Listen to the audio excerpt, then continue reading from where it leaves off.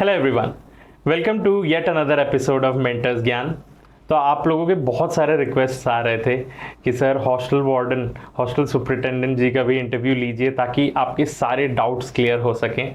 तो आज हमारे साथ एक ऐसे ही टॉपर बैठे हुए हैं जिन्होंने खुद इस एग्जामिनेशन को क्रैक किया हुआ है। So let's welcome Vivek Sharma. Sir कैसे हैं? आज आपको अपने सारे सीक्रेट्स रिवील करने हैं, सारी स्ट्रैटेजीज बतानी है, क्योंकि यहाँ पे ना कई बच्चे हैं जो इस एग्ज़ाम के लिए इंतज़ार कर रहे हैं। पहले तो उनके दिमाग में कई क्वेश्चंस हैं, कब आएगा पोस्ट, क्या होता है इस पोस्ट में, कैसे तैयारी करनी चाहिए। एक एक करके हम लोग सारे डाउट्स क्लियर करेंगे, पर सबसे पहले आप अपने बारे में बताइए। मेरा नाम विवेक शर्मा है और अभी मैं छात्रावास अधीक्षक के पद में कार्यरत हूँ। कोरबा ज़िले में पोस्टिंग है मेरा। और मेरी पढ़ाई बिलासपुर से ही स्कूलिंग हुई है और रुंगटा कॉलेज भिलाई से मैंने बी किया हुआ है। उसके बाद परिवार और सब यहीं रहते हैं, शादी हो गई है मेरी है ना। और आगे भी प्रयास कर रहा हूँ, पीएससी वगैरह, पीएससी की ही तैयारी कर रहा हूँ और किसी एग्ज़ाम का नहीं कर रहा हूँ। ओके ओके, यही तो कई लोगों को जानना है कि इस जॉब पोस्ट में और तैयारियां हो सकती हैं कि नहीं। पर उससे भी पहले ये जानते हैं कि कैसा है ये जॉब, मतलब एज अ हॉस्टल वार्डन आपको क्या क्या चीज़ें करनी पड़ती हैं? पहले तो जैसे कि हम लोगों का जॉब शुरू में तो हम लोगों को भी एक्चुअली में समझ नहीं आया था, क्योंकि 2014 में 2016 में ये पद, 2014 और 2016 में दो बार एग्ज़ाम हुए हैं और उसी समय इस पद का सृजन किया गया था। और इसके पहले हॉस्टल्स चलते थे, आदिम जाति कल्याण विभाग अपने हॉस्टल चलाता था, लेकिन ऐसी कुछ स्थितियां बनी और उसको शिक्षा विभाग में जो शिक्षक रहते थे वो लोग क्या होता था, संचालित करते थे। तो फिर भी क्या होता है, जैसे उसमें क्या होता है, कार्य क्षमता का दिक्कत आता है, मतलब प्रभावित हो रही थी, शिक्षकों की गुणवत्ता प्रभावित हो रही थी। तो इसके लिए अलग से पद निकाला गया कि जो छात्रावास में पिछड़े वर्गों के, अनुसूचित जाति और जनजाति के जो बच्चे हैं उनका संपूर्ण विकास के लिए हम लोगों को स्वयं का, मतलब विभाग स्वयं का ही हम लोगों को मतलब एक ऐसा व्यक्ति को नियुक्त किया जाए, ऐसा पद निकाला जाए जो उसका दायित्व सिर्फ और सिर्फ बच्चों के शारीरिक और मानसिक हर प्रकार के विकास से संबंधित हो। तो इसी योजना को क्रियान्वित करते हुए सरकार ने 2014 में पहली बार परीक्षा ली और 2016 में मेरा भी उसी समय 2016 में सिलेक्शन हुआ। और उसके बाद एक्चुअली पता किसी को नहीं था कि ये चीज़ होता क्या है, ये होता है। अब जब मैं विगत 6-7 सालों से सर्विस कर रहा हूँ तो मेरे को ये चीज़ समझ में आई कि बहुत ही ऐसे दूर दराज के इलाके हैं, इतने पिछड़े हुए इलाके हैं, दुर्गम क्षेत्र हैं, लेकिन हमारा विभाग का वहाँ पे बहुत ही अच्छा छात्रावास बना हुआ है।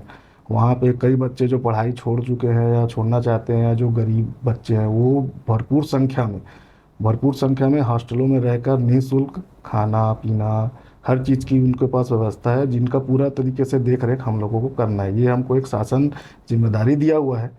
और जितने भी विशेष पिछड़ी जनजाति के भी बच्चे हैं हॉस्टलों में निवास कर रहे हैं, उनका व्यक्तित्व का विकास करना है। ठीक है, उनको मतलब जवाहर प्रतियोगिता, जैसे जवाहर चयन प्रतियोगिता और प्रयास जैसे बड़े बड़े जो भी आगे के जो अपने आवासीय विद्यालय चल रहे हैं, तो उन लोगों को ऐसा लायक बनाना है कि मतलब वो चयनित हो सके, उनमें मतलब प्रतियोगी परीक्षा के प्रति भी मतलब एक उमंग पैदा करना है। तो ये सब काम हम लोगों को एज अ छात्रावास अधीक्षक के पद में रहते हुए बच्चों का पूरा मेंटली सपोर्ट को जानना और उनके साथ उनकी दिनचर्या क्या रहती है, प्लस इसको समझना पड़ेगा। जैसे आपको एक उदाहरण बता रहा हूँ कि 10 बजे से 4 बजे तक क्या होता है, बच्चे स्कूल पे रहते हैं, है ना। तो वहाँ पे टीचरों का ज्ञान काम रहता है कि मतलब बच्चों को ये विषय में पढ़ाना है, वो पढ़ाना है ना। उसके बाद क्या होता है, 4 बजे से 4 बजे के बाद दूर के बच्चे रहते हैं और हॉस्टलों में आते हैं। तो उसके बाद क्या होता है, मेन काम हम लोगों का 4 बजे के बाद चालू होता है कि बच्चे अब हमारी शरण में, उनको पहले खेलना कूदना करवाओ, थोड़ा सा उनको वो परीक्षा का ध्यान दो, एज एक पेरेंट के टाइप, है ना। सारे बच्चों को मतलब उनकी मेंटालिटी को समझो कि भाई वो बच्चा कि किस क्षेत्र में है, तो उसके हिसाब से मतलब ये हम लोगों को पूरा उनको डील करना है। हम लोगों का एक्चुअल में यही मोटो है, यही काम है। सरकार का प्रयास ये है कि जो बच्चे जैसे स्कूल में नहीं पढ़ पाए और जो छात्रावास में रह रहे हैं, तो उनमें कुछ योग्यता अलग से दिखनी चाहिए। है ना। तो उसमें हम लोगों को जैसे उन बच्चों को कुछ डाउट्स है उसको क्लियर करना पड़ जाए, या जैसे अब क्या होता है बच्चे हैं 40-50 बच्चे एक साथ रह रहे हैं, तो कई बच्चे ऐसा हो जाता है ना कि बीमारियों का सीजन चला है, तो उसमें हम लोगों को विशेष ध्यान रखना पड़ता है कि भाई किसी भी बच्चे को, क्योंकि क्या होता है हम लोग जैसे अब कई बार मेरे साथ भी ऐसा हुआ है कि जैसे देख दो बच्चों को खुजली की प्रॉब्लम हुई तो पूरे बच्चों को खुजली की प्रॉब्लम हो रही है, किसी को सर्दी जुकाम हो गया, तो वो सब चीज़ों को हम लोगों को मेंटेन करना रहता है। और ये एक तो एक समझ लीजिए मौलिक दायित्व है, प्लस एक जो भी हम लोग एक पद में है तो उसके हिसाब से बच्चों को मतलब अपने राष्ट्र के लिए भी समझ लीजिए हम संपत्ति को अच्छे से तैयार कर रहे हैं, जो युवा हैं जो पिछड़े क्षेत्रों में है। तो हमारे विभाग का तो यही मोटो है, और इस वजह से छात्रावास अधीक्षक के पद निकले हैं, और राज्य में करीब 3,000 के आसपास ऐसे छात्रावास और मतलब विभाग संचालित कर रहा है ना, जिसमें बहुत सारे बच्चों को, कई बच्चे जैसे हमारे छात्रावास से पढ़ के, है ना, और भी जगहों से छात्रावास से पढ़ के, है ना, और उन लोगों को एक अच्छा माहौल मिला, इंजीनियरिंग और मेडिकल की परीक्षाएं निकाल के आज इंजीनियरिंग भी कर चुके हैं, और कुछ लोग राजनीतिक पदों में भी अच्छे जगह पहुंच गए हैं, कुछ लोग बीएमओ हो, डिप्टी कलेक्टर हो, छात्रावास के बहुत सारे बच्चे जो हैं अभी वर्तमान तौर पे जैसे देखेंगे ना, तो कई बड़े अधिकारी हैं, तो उनसे पता चल जाएगा कि किसी न किसी समय में वो छात्रावास में रह के पढ़ाई किए थे, तो उनको वहाँ से कुछ अलग सीख मिली थी, है ना, कंपटीशन की भावना पैदा हुई थी। तो निश्चित तौर पे जो बच्चे अगर छात्रावास में रह के, है ना, मतलब अपने आप को अच्छा बेहतर डेवलप करना चाहते हैं, समाज की मुख्य धारा में आगे आना चाहते हैं, उसके लिए हम लोग प्रयास कर रहे हैं, हमारा विभाग भी प्रयास कर रहा है पूरी ऊर्जा के साथ। बिल्कुल। जी, तो मेन काम हम लोगों का यही है। ये सारी चीज़ों को हाँ जी संभालना। जी। आप लोगों की ट्रेनिंग भी होती है क्या यहाँ पर जाने से पहले? ट्रेनिंग ऐसा रहता है कि छात्रावास से संबंधित जितनी भी वहाँ की दस्तावेज है, वो हम्म। रिकॉर्ड है, और हम्म। ये सब है ना, और सरकारी उसकी चीज़ों का ट्रेनिंग होता है ना, प्लस बच्चों को किस प्रकार से मतलब उनकी मानसिकता क्या होती है एक्चुअली पहले हमको समझना पड़ेगा ना, क्योंकि हम्म। देखो कच्चे घड़े के समान होते हैं बच्चे, और यही बच्चे क्या होंगे बड़े होके राष्ट्र और राज्य के लिए काम करेंगे। तो उसमें ऐसा होता है कि पहले अगर हम मान लीजिए जिस पद में बैठे हैं, अब वो बच्चे क्या हो गया स्कूल के बाद तो आ गए, जैसे हर बच्चा स्कूल के बाद अपने घर जाता है, लेकिन गांव में पिछड़े क्षेत्रों में वो बच्चा घर ना जाके अधीक्षक के पास आता है, मतलब हम ही उनके अभिभावक भी हैं, गुरु भी हैं, और उनके रक्षक भी हैं। तो सारी जिम्मेदारी तो एक्चुअली में हम लोगों के बीच बीच में कार्यशालाएं आयोजित करवाई जाती है, वो भी मतलब जैसे सीजन छुट्टी का सीजन हो गया या कुछ में 3 दिन 4 दिन में, जिसमें बच्चों के मतलब किस बच्चे की सोच कैसी है, या हम लोगों को अगर ये बच्चा एवरेज है तो हम लोगों को उस पर ज़्यादा ध्यान देना है, या जो बच्चा ज़्यादा टैलेंटेड है उसको कैसा कर, तो ये सब चीज़ को हम लोगों को बताने के लिए बीच बीच में विभाग जो है कार्यशाला आयोजित करवाया जाता है। और उसके हिसाब से जैसे भी हो वैसे भी क्या होता है, जैसे फील्ड में रहेंगे तो कई तो चीज़ें हम लोगों को सामने, जैसे कुछ बच्चे को तबीयत खराब है या किसी चीज़ के लिए रो रहा है, या तो ये सब चीज़ मतलब बच्चे की एक मेंटालिटी को समझना पड़ेगा, है ना। और वो भी वो बच्चे रहते हैं जो काफ़ी मतलब पिछड़े क्षेत्रों से और गरीब बच्चे जो बिलोंग करते हैं, तो उन लोगों के लिए हम लोगों को काम करना है। तो मेरे को तो ऐसा लगता है कि मतलब कहीं ना कहीं हम लोग भी राज्य के निर्माण में मतलब अपन अपनी सहभागिता तो दे रहे हैं। बहुत सही। जी और ये एक मेंटालिटी हमेशा ही रहनी जी चाहिए। आप अपने किसी भी पोस्ट में रहते हुए जी हमेशा जी एक जी, बस ऐसा बस चेंज बस। ला सकते जी हैं बस। जिससे हाँ राज्य और देश में जी, बदलाव बस हो। बदलाव है। और तो मतलब हमारा विभाग जो है ये काम कर रहा है। जब मेरे को भी ना मतलब ये नौकरी में आने के बाद ही पता चला कि मतलब हम लोगों को भी अच्छा मतलब एक वो है कि हम लोग भी कुछ राष्ट्र के निर्माण में अपना योगदान दे सकते हैं। बिल्कुल बिल्कुल। तो क्योंकि ऐसे ही कई जी जी लोगों को जी अब डाउट है ना, क्योंकि लास्ट पेपर बहुत साल पहले हुआ था जी और जी अब जी। आने के चांसेस हैं। तो सबसे पहले तो यही आपसे मैं पूछना चाहता हूँ, कितने चांसेस हैं इस पोस्ट के अभी आने के? अब जैसे देखिए कि 2 बार परीक्षा हुई है ना, तो करीब 1100 के आसपास श्रेणी द में भर्ती हुआ है, और श्रेणी स के भी बहुत है, ऐसे करके लगभग 3,000 के आसपास सरकारी आंकड़ों के हिसाब से हमारे विभाग के अंतर्गत संचालित है। तो 3,000 के आसपास है, लेकिन रेगुलर में जो हम लोगों की भर्तियां हुई है 2 बार के हिसाब से 1100 हुई है। और बाकी जगह पे है शिक्षा विभाग के जो टीचर्स हैं वो हम्म। लोग क्या है हॉस्टलों को एज अ प्रभारी अधीक्षक के रूप में चला रहे हैं। तो और हम लोगों का भी जैसे अभी प्रमोशन चैनल बन रहा है, तो क्या होगा कि जैसे हम लोग प्रमोट करेंगे तो ये जो है कि ये पद खाली हो रहे हैं, श्रेणी ध के बहुत सारे पद खाली हो रहे हैं। तो इसलिए कि इतना है कि 100% विभाग को आज नहीं तो कल मतलब वैकेंसी तो निकालनी ही पड़ेगी, है ना। तो बहुत संभावनाएं हैं, और जो भी तैयारी करना चाहते हैं, जो तैयारी स्टार्ट नहीं किए हैं, उनके लिए बहुत अच्छा समय है, क्योंकि आने वाले समय में काफ़ी सारे पोस्ट आते हैं। और इसका सबसे बड़ा फ़ायदा ये होता है ना कि अगर आपने थोड़ा सा अपना समय को और अपने ध्यान को केंद्रित कर लिया, तो एक्चुअली बल्क बल्क में पोस्ट निकलता है, 500-600 से कम निकलता नहीं है। तो कम से कम आपको सरकारी तंत्र में नौकरी में आने का तो मौका मिल जाएगा। और उसके बाद आप अपना तैयारी भी कर सकते हैं। बच्चों को क्या होता है, देखिए जैसे 9th-10th के बच्चे भी पढ़ते हैं, तो कई ठो हमारे जैसे छात्रावास अधीक्षक भाई लोग हैं, वो लोग बच्चों को ही 9th-10th, क्योंकि 9th-10th का ही सिलेबस पूरा फॉलो होता है पीएससी में, तो उन लोगों को पढ़ाना भी शाम को, है ना, तो उनकी भी तैयारियां हो जाती थी। ऐसे करके बहुत सारे छात्रावास अधीक्षक लोग भाई लोग जो है अपने उच्च पद में जा चुके हैं।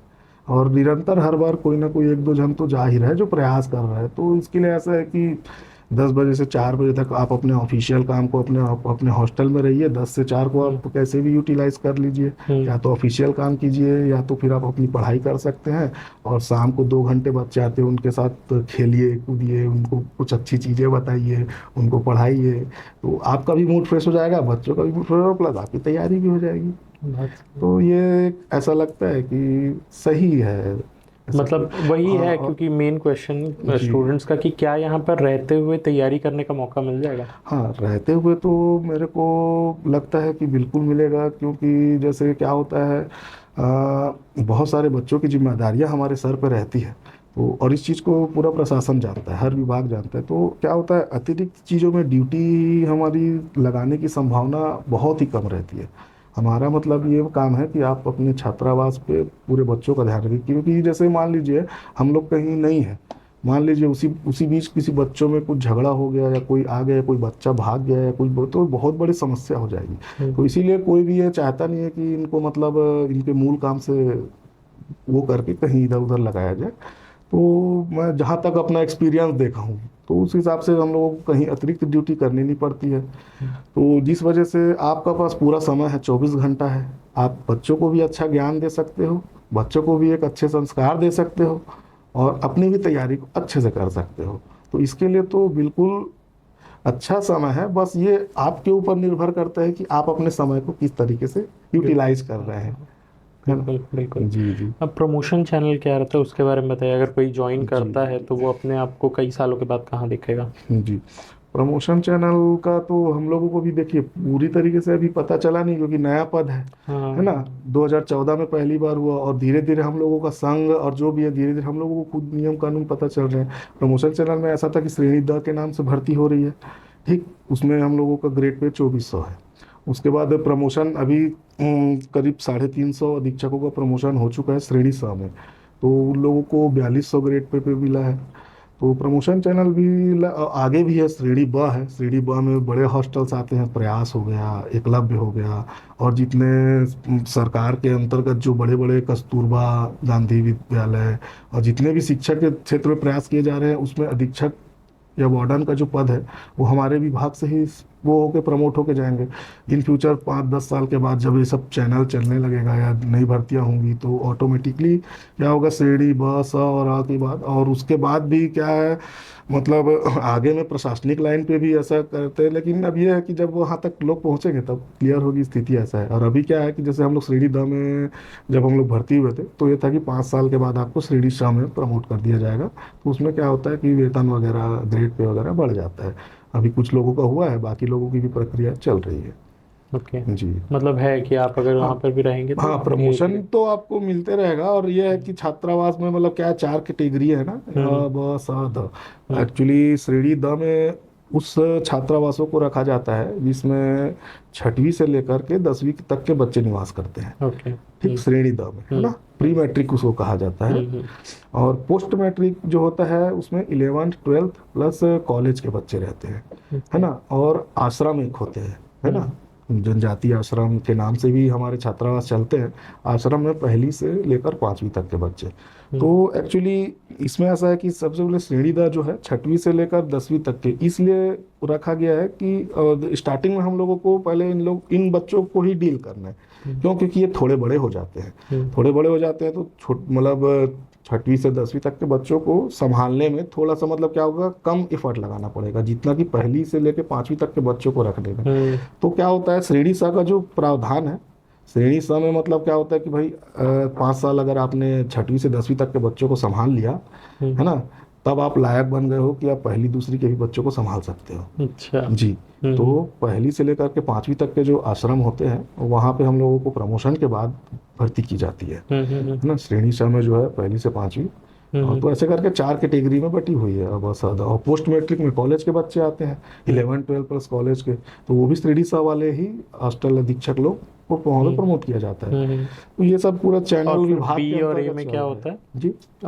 ब और अ में ब में जो है मतलब उस पे जो है ना कि जैसे प्रयास अपने यहाँ चल रहे हैं, अपने राज्य में कई जगह प्रयास चल रहे हैं। 33-34 तो के आसपास एकलव्य विद्यालय चल रहे हैं, है ना। 200 सीटर जैसे कन्या सीटर मतलब कस्तूरबा गांधी जो विद्यालय है, ऐसे करके बहुत सारे बड़े बड़े जो छात्रावास है ना जिसमें सीटों की संख्या ज़्यादा है। तो उसमें क्या है मतलब श्रेणी ब में जैसे प्रमोट होके जाएंगे तो श्रेणी ब में वहाँ पे मतलब अपने को कार्य करने का अनुभव मिलेगा। मतलब वो है कि ज्यादा लोगों को अगर आप संभाल रहे हो तो आपका पोस्ट जैसे जैसे आप मतलब क्या होगा, अनुभव लेते जाओगे। क्योंकि देखिए हर चीज़ बिल्कुल अलग है, प्रशासन और ये सब, लेकिन क्या होता है एक बच्चे को एकदम 1ली से लेकर के पूरा एक नागरिक बनने तक, है ना, वो भी कैसे बच्चों को जो समाज के मुख्य धारा से पिछड़ चुके हैं ना, जो उसमें आते हैं, तो उनको पूरा उनके मनोविज्ञान के साथ मतलब जैसे हम लोग अपने पर्सनल लाइफ में भी देखे हैं कि क्या है बच्चों को पेरेंट्स लोग ही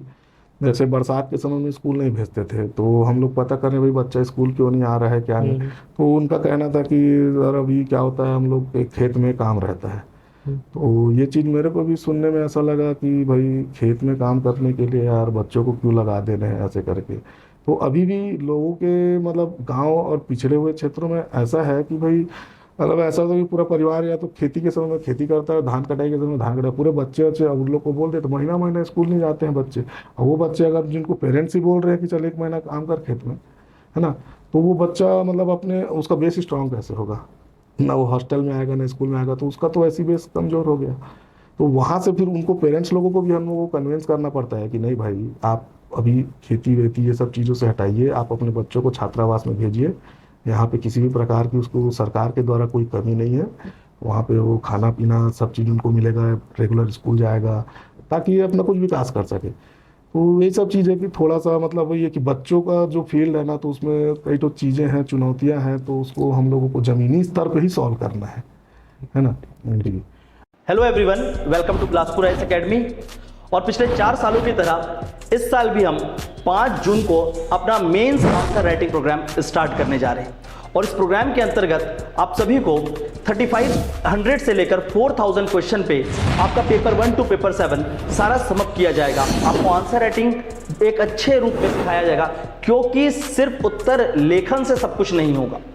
ठीक है, जो आपका पेपर देखेंगे तो एक बेटर आंसर कैसे लिखें, अपने आंसर्स में डिमांड कैसे फुलफिल करें, अपने आंसर्स में कंटेंट कैसे डालें, अपने आंसर्स में करंट अफेयर को कहां पर इंट्रोड्यूस करें, अपने आंसर्स को किस तरीके से प्रेजेंट करें कि आपका आंसर एक अच्छा आंसर नजर आए और एग्जामिनर उसको पढ़ने के लिए मजबूर हो। ये सारे चीजों को लेते हुए मैं आपको यहां से साथ के साथ पेपर को गाइड करूंगा ताकि आप उस पर बहुत अच्छे ढंग से आंसर राइटिंग कर पाए। ठीक है, इस प्रोग्राम के अंतर्गत हम ऑनलाइन और ऑफलाइन दोनों मोड में अवेलेबल होंगे। ऐसे बच्चे जिन्होंने मेंस लिखा और वो अपनी आरटीआई कॉपी रिव्यू करवाना चाहते हैं, उनकी आरटीआई कॉपी रिव्यू करके दी जाएगी।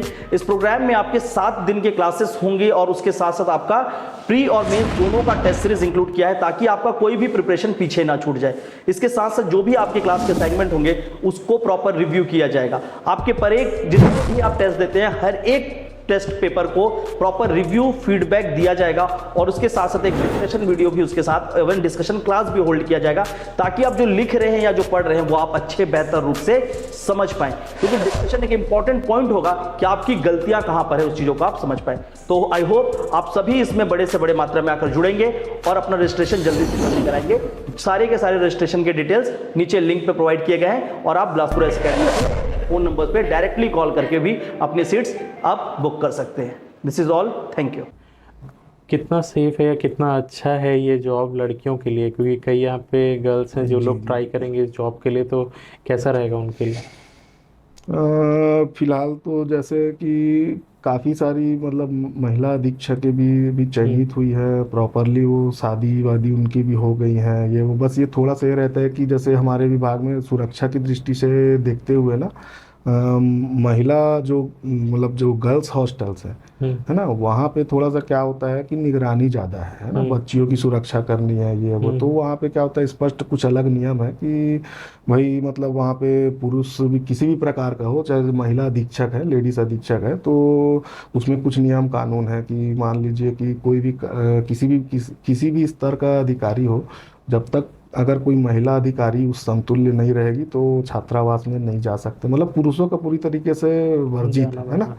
तो उसमें क्या होता है कि कुछ लोगों को थोड़ी सी समस्याएं आती है जिनकी शादियां दूर हो गई हो या फिर उनको हो गया हो ऐसे करके, बाकी नहीं तो ऐसे चल जाता है। अपना आसपास में बहुत सारे काफ़ी मतलब महिलाएं भी इस जॉब को बहुत अच्छे तरीके से कर रही हैं सेलेक्ट होने के बाद, वैसा कुछ भी नहीं है। और नौकरी तो नौकरी है ना, कुछ ना कुछ जैसे अब समाज की सेवा करने का काम अपने को मिला है तो कहीं ना कहीं तो कुछ चीज़ों में तो कॉम्प्रोमाइज़ करना पड़ेगा। और रही बात सुरक्षा की दृष्टि से, तो मेरे को तो ऐसा नहीं लगता कि किसी भी प्रकार से मतलब सरकार का ये जो पद है किसी भी प्रकार से असुरक्षित है, ऐसा तो कुछ नहीं है ना। समय समय पर सरकार की सारी सुविधाओं का भी लाभ मिलता है ना। प्लस ये है कि अगर जो आदमी मतलब जो इंसान जैसे अपना तैयारी को और आगे रखना चाहते हैं, उनकी परिस्थितियां ऐसी नहीं है कि डायरेक्ट अभी कर सके या उनको फाइनेंशियल हो चाहिए, तो बिल्कुल अच्छा है। क्योंकि जैसे मेरे साथ भी यही हुआ था कि 1.5 से 2 महीने के भीतर मेरे को जॉब लगानी थी, ऐसा हो गया था। और उसके बाद क्या हुआ था, ये ऑप्शन मिला था, बल्क में पोस्ट थे, तो एक अच्छी अपॉर्चुनिटी थी, तो उस अपॉर्चुनिटी को मैंने ग्रहण कर लिया। और कई दोस्त ऐसे थे जो वो सोचे कि ये 12th बेस पे है या फिर ऐसा है वैसा है या सिक्योरिटी नहीं है, वो लोग उसको भरे नहीं थे, है ना। और वो भरे नहीं थे और कुछ लोग ऐसा हुआ कि उसके बाद भी कुछ एग्ज़ाम्स नहीं निकल पाए हैं, तो वो लोग मेरे को बोलते हैं यार काश हम भी उस समय भर लिए रहते यार, ऐसा टाइप का होता है। तो बेशक अगर मौका मिल रहा है इतना बल्क में पोस्ट, क्योंकि आता नहीं है एक्चुअली में, आप किसी भी विभाग का देख लीजिए, राजस्व निरीक्षक हो, श्रम इंस्पेक्टर हो, 100 से कम ही आएगा, उसमें भी फिर गिने चुने सब बढ़ जाते हैं। तो ये है कि इसमें इतना ऐसा है कि जो भी बंदा तैयारी कर रहा है तो उसका सिलेक्शन नहीं हो पा रहा है, या जो तैयारी करने की सोच रहा है उसको तो बिल्कुल अभी भिड़ जाना चाहिए, है ना, क्योंकि अच्छा मौका है। प्लस अगर शासकीय सेवा में आना है और शासकीय सेवा से लोगों को भी कुछ दिखाना है या अपने को, या फिर उसमें आगे भी जाना है, तो बिल्कुल एक अच्छा एक एनवायरनमेंट है, तो मेरे ख्याल से तो ठीक है। पोस्टिंग के बारे में बताइए कि कहाँ हो सकता है, अगर छत्तीसगढ़ में कोई सिलेक्ट होता है तो क्या उनको सिर्फ सिटीज़ में मिलेगा कि कहीं भी भेजा जा सकता है? देखिए क्या होता है, पोस्टिंग तो कहीं भी हो सकती है। जैसे सबसे पहली बार हुई थी तो उसमें क्या हुआ था, गृह जिला के आधार पर, जिसका जो गृह जिला है उस जिले में मान लीजिए जैसे बिलासपुर में आज की डेट में 164 छात्रावास है ना। तो 2014 में जिन्होंने जो बिलासपुर जिले से डाले थे तो उनको वहीं मिल गया था, लेकिन जब 2016 में हम लोगों का जब हुआ तो उस समय गृह जिला वाली अनिवार्यता को खत्म कर दी गई थी, है ना।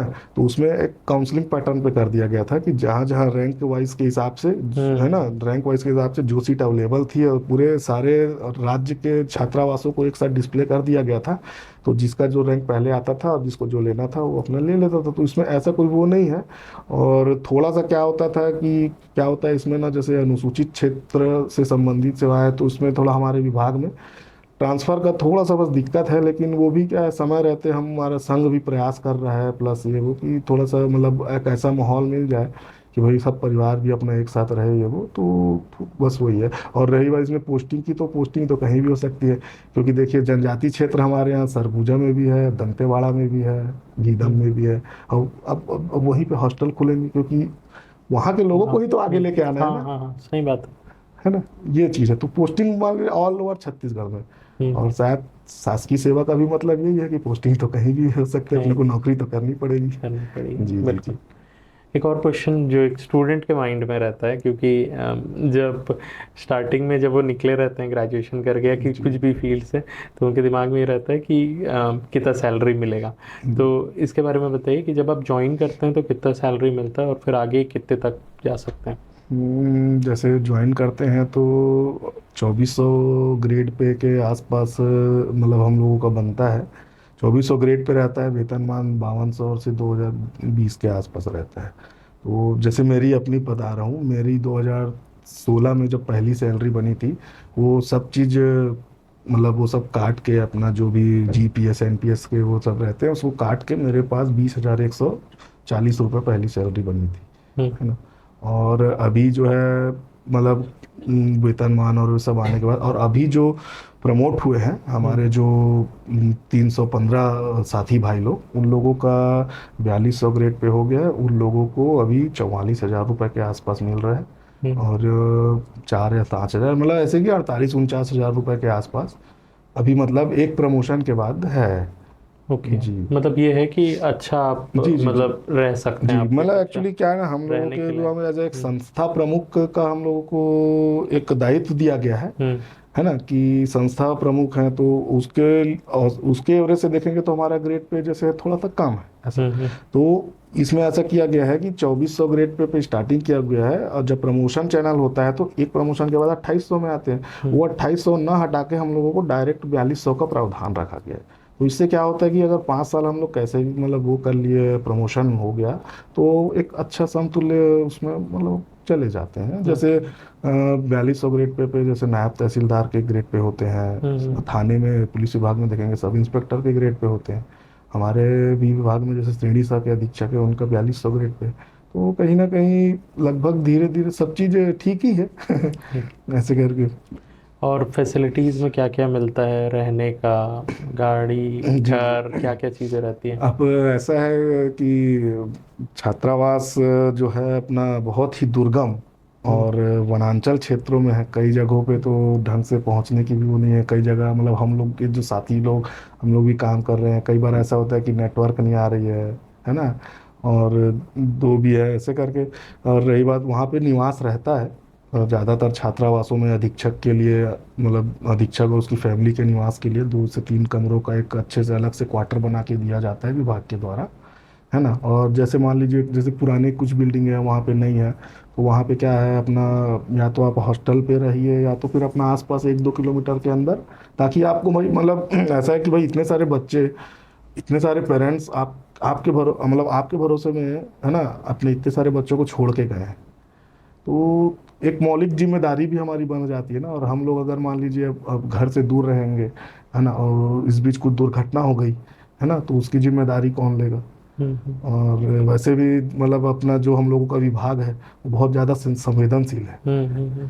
तो इसलिए क्या है कि ज़्यादातर जितने भी अधीक्षक मित्र साथी हैं वो सब आसपास ही रहते हैं या अपना हॉस्टल में ही रहते हैं। तो ये चीज़ है। अब मेरा भी जैसे घर है क्या बोलते हैं यहाँ, है ना, बिलासपुर में है, फैमिली यही रहती है, लेकिन मेरी ड्यूटी वहाँ पे, तो मैं क्या अपना पूरा उसमें 5 दिन 6 दिन जो भी है वीक में घर आता हूँ, है ना। क्योंकि मैं इसलिए कि इन द सेंस मेरे को अभी पढ़ाई भी करनी है, आगे भी अपनी तैयारी हो जाती है, तो इसलिए चल रहा है जैसे भी करके। ट्रांसफ़र कितने दिनों में होता है। ट्रांसफ़र का ऐसा कुछ नहीं है, उसमें ऐसा है कि 2 साल के बाद जब भी बैन जो क्या होता है ना, हाँ, पूरे विभाग में सरकार जो क्या करती है 1 महीने के लिए ट्रांसफ़र कराने के लिए ना वो निकालती है। तो उसमें 10 से 15% जितने भी तृतीय वर्ग के कर्मचारी हैं उन लोगों का वो रोस्टर निकालती है कि हर विभाग से आवेदन मंगाया जाए इतने दिनों के भीतर, मतलब मंत्रालय से, और वो विभागीय मंत्री के अनुमोदन के पश्चात ट्रांसफ़र हो जाता है। ट्रांसफ़र का वैसे दिक्कत नहीं है, ऐसा कुछ इशू नहीं ऐसा कुछ इशू नहीं है कि वो जीवन भर वहीं रहेगा, यानी सब चीज़ का प्रावधान है।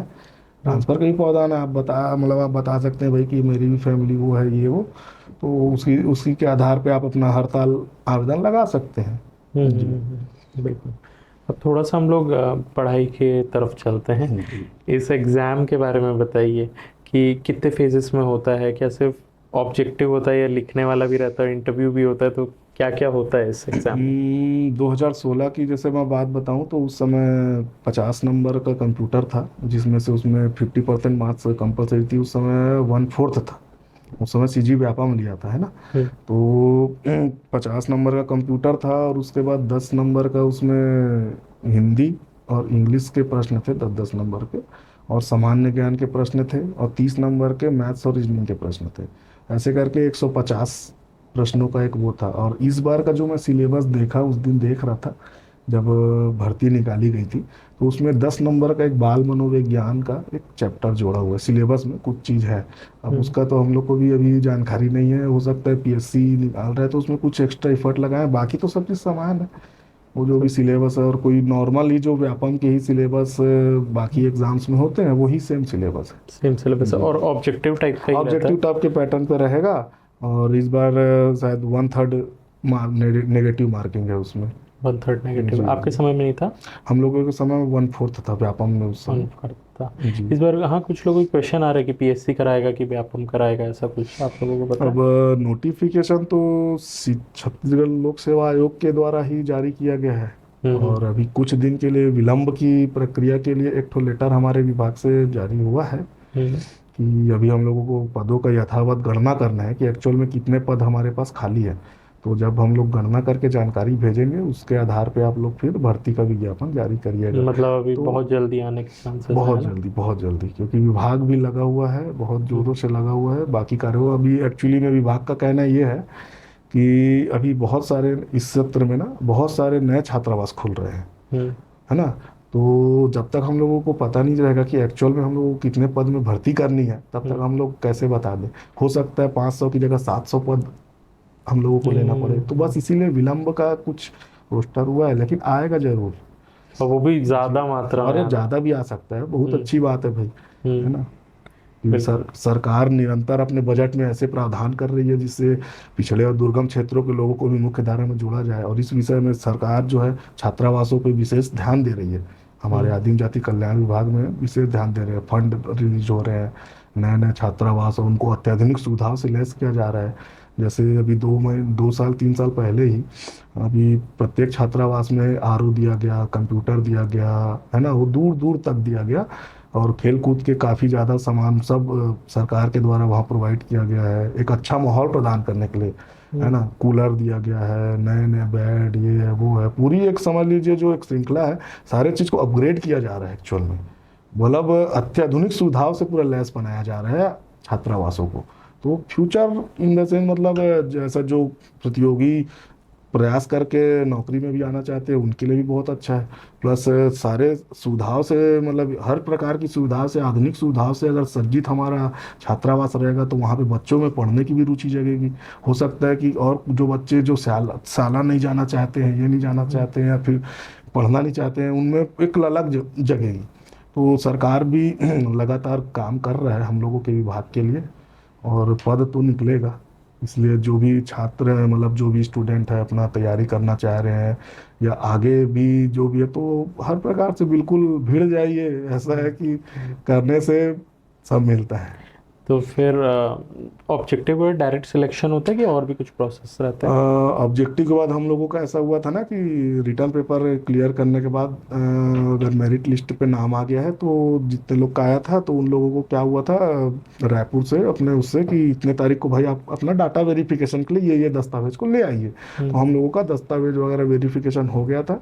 वो दस्तावेज होने के बाद फिर सीधा हम लोगों को अलॉट कर दिया गया कि आप लोगों का यहाँ पोस्टिंग है, इतने दिन के भीतर ज्वाइन कर लीजिए, बस ये था। और अभी जैसे कि चूंकि उस समय व्यापम लिया था, और व्यापम में क्या होता है, ज़्यादातर परीक्षाओं में ऐसा होता है कि सीधा एग्ज़ाम दो और उसके बाद पोस्टिंग पाओ, कोई वो नहीं है। और पीएससी में क्या होता है, एक स्टेप बढ़ जाता है जिसमें साक्षात्कार का। तो मैं इस बार ऐसे उतना अच्छे से देख नहीं पाया, लेकिन उसमें एक पॉइंट ऐड किया गया है कि साक्षात्कार भी होगा। तो इस बार जो तैयारी कर रहे हैं वो बिल्कुल अपने आप को मेंटल रूप से प्रिपेयर किए कि मतलब यहाँ से अपन सेलेक्ट होते हैं तो हम लोगों को कुछ प्रतिभागियों के साथ मतलब साक्षात्कार भी देना पड़ सकता है, देना पड़ सकता है करके, तो उसके लिए जी उसके लिए भी अलग से तैयारी करें, क्योंकि हमारे समय में वैसा प्रावधान नहीं था। 2016 के पेपर में ऐसा नहीं हुआ था। जी।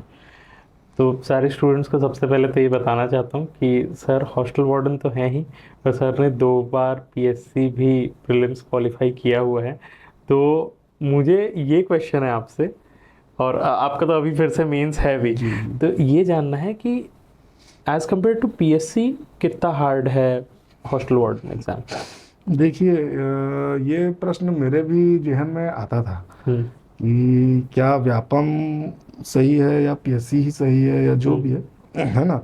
लेकिन जब बाद में चीज़ मेरे को समझ में आई ना कि हर एग्ज़ाम का एक अलग प्रक्रिया होती है और पैटर्न होता है मालूम, और उसके सिलेबस होते हैं। हमको अगर किसी भी, मान लीजिए जैसे अपन व्यापम का भी फोकस कर रहे हैं, तो हमको पूरे व्यापम में जैसे पीएससी कंप्यूटर के प्रश्न को नहीं पूछता है, लेकिन व्यापम ने मैंडेटरी कर दिया है।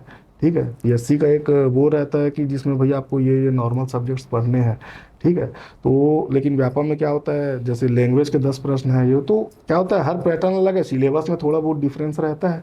तो और ऐसा है कि देखिए पद जितने हैं, है ना, तो अब पीएससी के लिए भी उतने ही लोग वो करेंगे, है ना, फाइट करेंगे, और व्यापम की परीक्षा के लिए भी उतने ही लोग बैठते हैं, है ना। लेकिन पद में ऐसा है कि अपने को समझ लीजिए दोनों अपने आप में वो है कि तैयारी अगर अच्छी है तो ही सिलेक्शन होना है, और नहीं तो थोड़ा बहुत नेगेटिव मार्किंग है तो थोड़ा बहुत हो। लेकिन ऐसे दोनों को अपन तुलना कर नहीं सकते, क्योंकि ये दोनों जमीन नदी के 2 किनारे के बराबर है ना। इनका परीक्षा पैटर्न अलग और सीजीपीएससी का परीक्षा पैटर्न अलग है, प्रश्नों को पूछने का तरीका अलग है।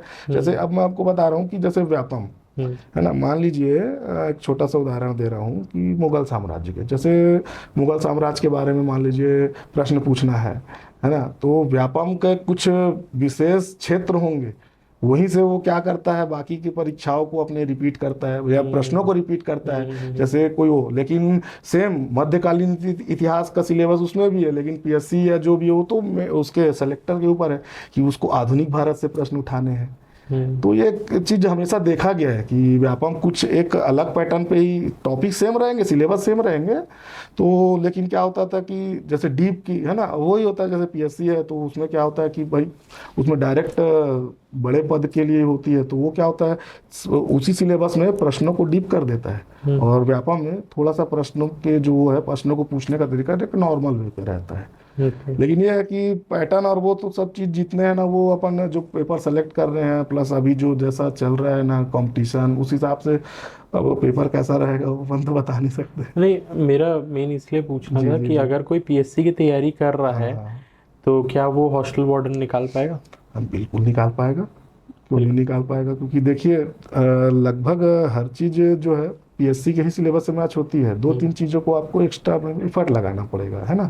जैसे कि मैं बता रहा हूँ, मतलब 30 प्रश्न आपका मैथ्स के, है ना, वो क्या करेंगे, आपको सिलेक्शन दिला सकते हैं व्यापम के पेपर में। ठीक है, या कंप्यूटर के 50 प्रश्नों में आप मेहनत कर लिए तो बिल्कुल आप सफल हो जाएंगे।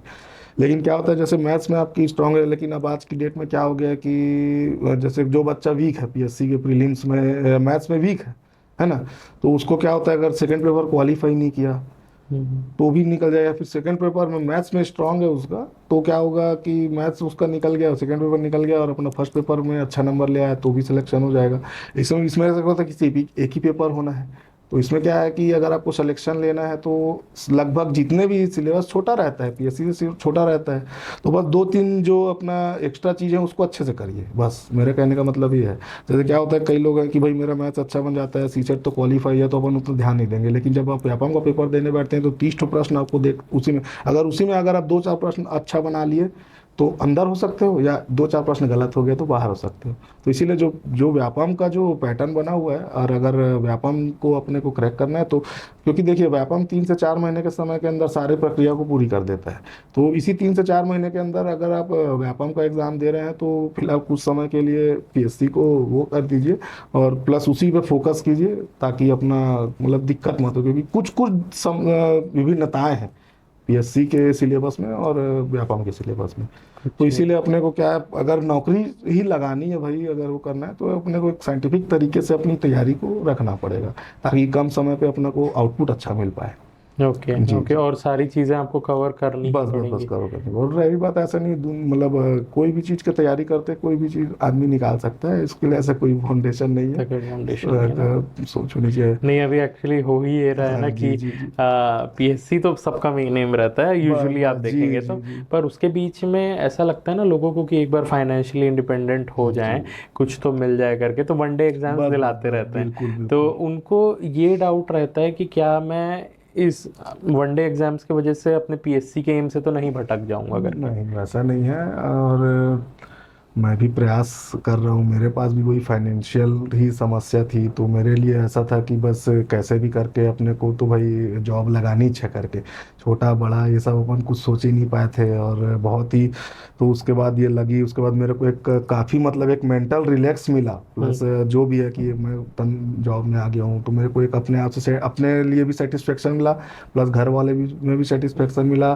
शादी वादी भी कम से कम देखिए, जो एक फ्लो कई लोगों के साथ होता है ना कि भाई जॉब नहीं है तो इसके वजह से अपना शादी रुका हुआ है या आगे अपन वो नहीं कर पा रहे हैं, तो ये सब चीज़ के लिए अच्छा है। और उसके बाद क्या है, जैसे एक जॉब आ गया आपके पास, फाइनेंशियल दिक्कत कुछ नहीं है, और आप बिल्कुल अपने समय को यूटिलाइज कर लीजिए आगे बढ़ने के लिए। वैसे भी कुछ बड़ा करना हो तो कभी कभी छोटे छोटे स्टेप छोटे लेने स्टेप्स पड़ते हैं, है कि नहीं? तो करना चाहिए बिल्कुल, वो तो आराम से कर सकते हैं हर विभाग में, क्योंकि देखिए मैं बता रहा हूँ, हर बार का जैसे रिजल्ट देखेंगे तो उसमें कोई मतलब देखेंगे तो बहुत सारे ऐसे स्टूडेंट भी चयनित हुए रहते हैं जो बड़े बड़े पद उठाते हैं, जो पटवारी हो या आरआई हो, या मतलब जो विभाग में किसी न किसी पद पर कार्यरत है ना।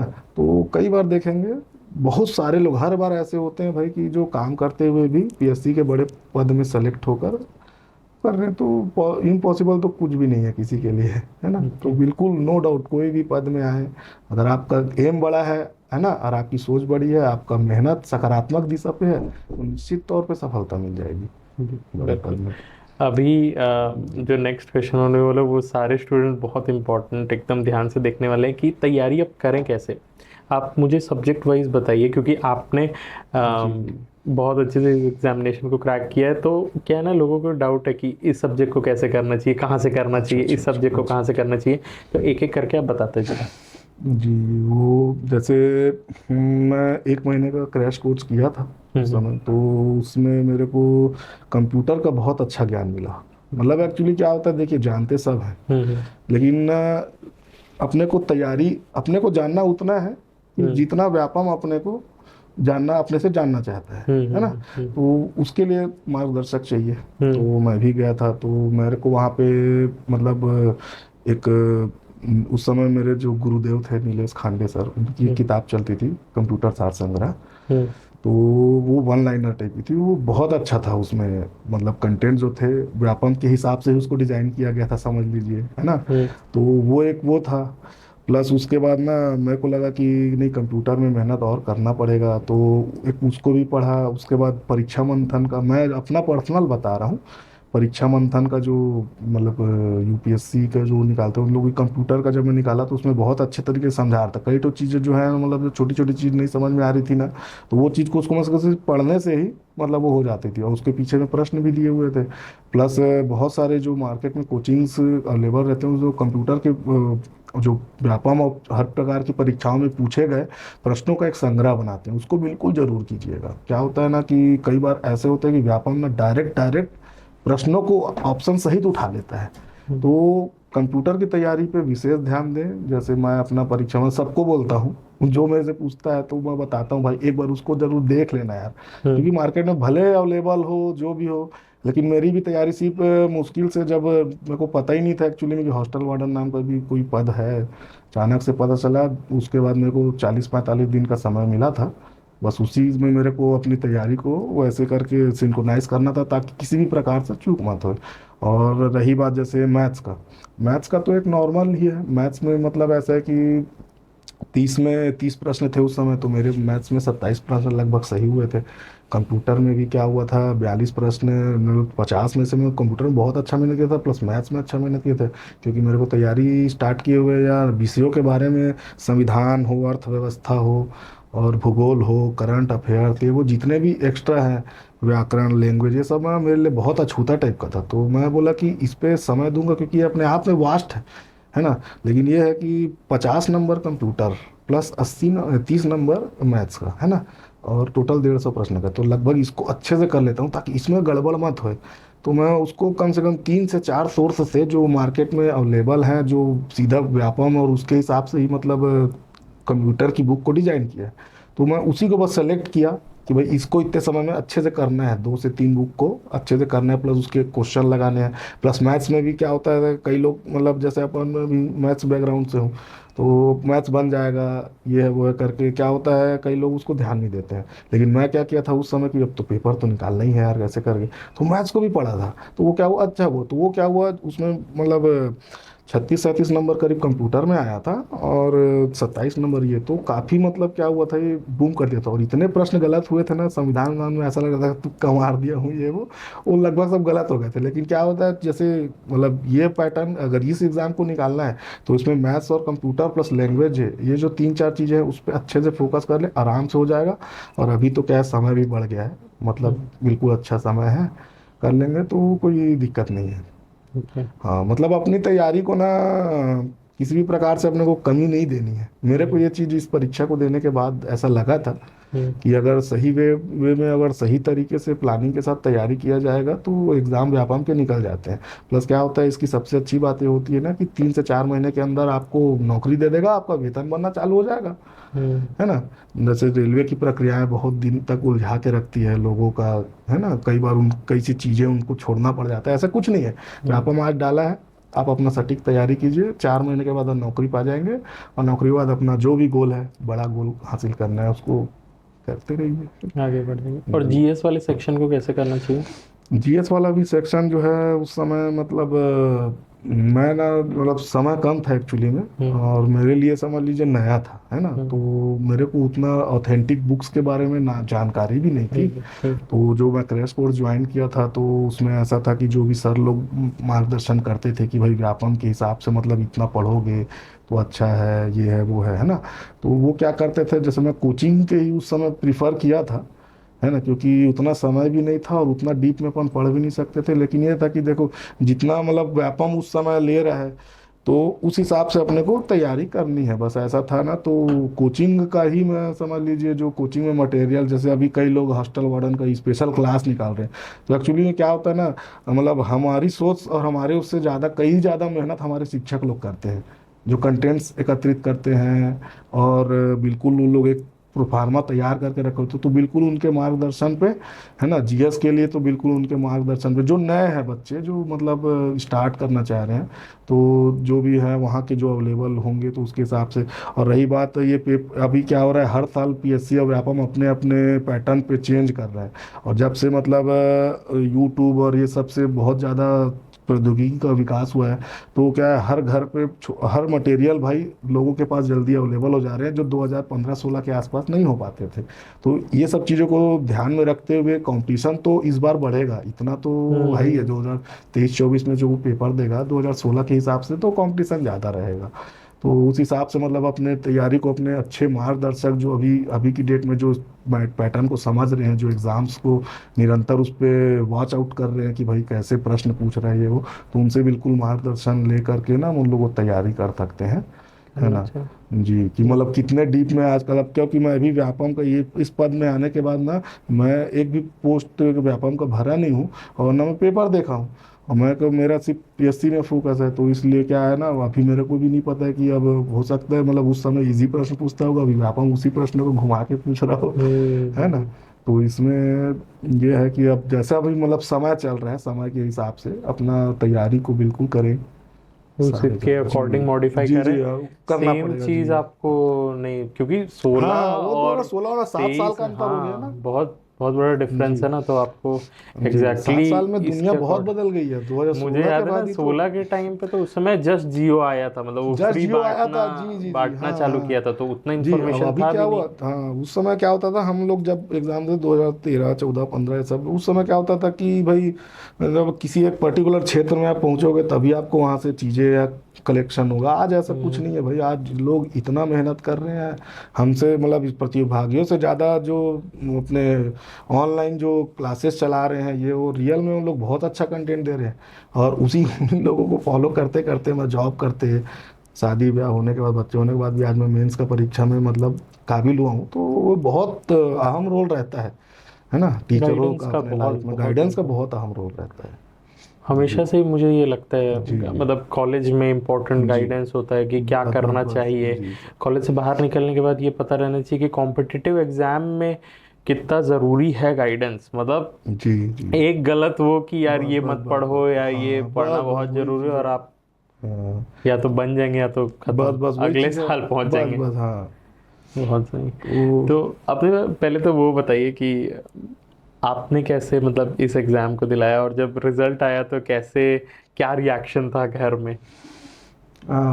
मैं ऐसा था कि मैं अपना प्राइवेट जॉब कर रहा था, और प्राइवेट जॉब क्या होता था, मेरे को किसी भी तरीके से न फाइनेंशियल सपोर्ट दे पा रहा था, न मेंटली किसी भी प्रकार से। प्लस जॉब इतना ज़्यादा मतलब हेक्टिक रहता था ना कि 12 से 13 घंटे मतलब साइट पे ही काम करना पड़ जाता था, धूप वूप का समय ये वो। तो मेरे को ऐसा लग रहा था कि मतलब अपने को कहीं ना कहीं, और उस समय क्या हुआ एक्चुअली, मेरे दोस्त लोग सब दिल्ली वगैरह कोचिंग में अच्छे जगह कोचिंग कर रहे थे, या जो मतलब बाहर जाना चाहते थे वो लोग क्या किए कि मतलब एमएनसीज वगैरह में ट्राई करने लगे। 6 महीना साल भर के स्ट्रगल के बाद उन लोगों को अच्छी अच्छी जगह जॉब लग गई।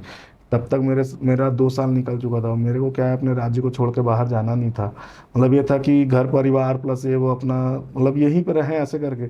और लेकिन अपने मतलब इंजीनियरिंग करने के बाद मेरे को ऐसा महसूस हुआ जब मैं अपने राज्य में बहुत जगह गया देखा, तो ऐसा लगा कि हमारे राज्य में अभी उतना ज़्यादा मतलब नौकरियां नहीं है, है ना। तो मैं अपने दोस्तों से सलाह लिया कि मैं कैसे करूं भाई, क्या करूं, तैयारी करूं ये वो करके। तो मैं उसके बाद उन्होंने ही बताया। तो फिर मैं पहले बैंक का तैयारी किया, उसके बाद गेट का तैयारी किया, सब चीज़ किया, लेकिन सफलता नहीं मिली। उसके बाद फिर मेरा जो फ्रेंड है वो मेरे को सजेस्ट किया कि यार हॉस्टल वार्डन आ रहा है, और उस समय वो भी नहीं जानता, वो पीएससी का तैयारी कर रहा।